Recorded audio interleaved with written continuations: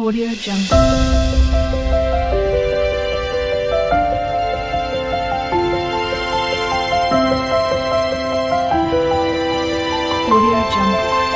Hi అండి, అందరికీ welcome back to my channel. ఈరోజు వీడియోలో గోధుమ పిండితో అప్పటికప్పుడు ఈజీగా అయిపోయే 2 రకాల దోశలు చూపెట్టబోతున్నాను. ఎలా ప్రిపేర్ చేయాలో ప్రాసెస్లోకి వెళ్దామా అండి.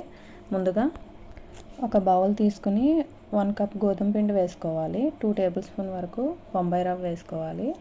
1/2 కప్ పెరుగు వేసుకోవాలి. రుచికి తగినంత ఉప్పు, 1 కప్ వాటర్ వేసుకుని కలుపుకోవాలి. ఈ వీడియోలో చూపెడుతున్న విధంగా 2-3 మినిట్స్ బాగా పిండి మొత్తం కలిసే వరకు కలుపుకొని 20 మినిట్స్ పక్కన పెట్టుకోవాలి. 20 మినిట్స్ అయ్యాక కొంచెం వంట సోడా వేసుకుని ఒకసారి కలుపుకోవాలి. ఇప్పుడు స్టవ్ ఆన్ చేసి పెనం పెట్టుకుని హీట్ అయ్యాక పల్చగా దోశ వేసుకోవాలి. వేసుకున్న తర్వాత ఆయిల్ వేసి ఇప్పుడు మీడియంలో పెట్టుకుని ఒకవైపు గోల్డెన్ కలర్ వచ్చాక రెండో వైపు తిప్పుకోవాలి. ఇలా రెండు వైపులా కూడా గోల్డెన్ కలర్ వచ్చే వరకు కాల్చుకోవాలి.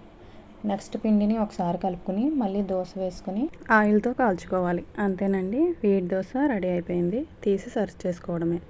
ఈ దోశ ఏ చట్నీలోకైనా బాగుంటుంది. మీరు కూడా తప్పకుండా ట్రై చేయండి.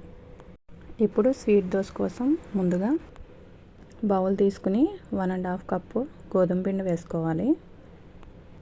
1/2 కప్ బెల్లం పౌడర్, 1/2 కప్ వరకు పచ్చి కొబ్బరి తురుము, 1/2 టీ స్పూన్ ఇలాచీ పౌడర్ వేసి చేతితో ఒకసారి కలుపుకోవాలి. ముందుగా 1 కప్ వరకు వాటర్ వేసుకుని ఉండలు లేకుండా బాగా కలుపుకోవాలి. స్పూన్తో కన్నా ఇలా విస్కర్తో అయితే బాగా కలుస్తుంది. గట్టిగా ఉంది కదండి.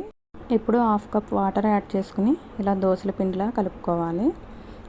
ఇప్పుడు స్టవ్ మీద పెనం హీట్ అయ్యాక గరిటెతో దోశలాగా వేసుకోవాలి. వేసుకుని నెయ్యి వేసుకోవాలి. నెయ్యి వేసుకున్నాక మూత పెట్టుకుని కొంచెం కలర్ చేంజ్ అయ్యాక మూత తీసి రెండో వైపు కూడా తిప్పుకోవాలి. తిప్పుకున్నాక మళ్ళీ మూత పెట్టేసి మీడియంలోనే కాల్చుకోవాలి.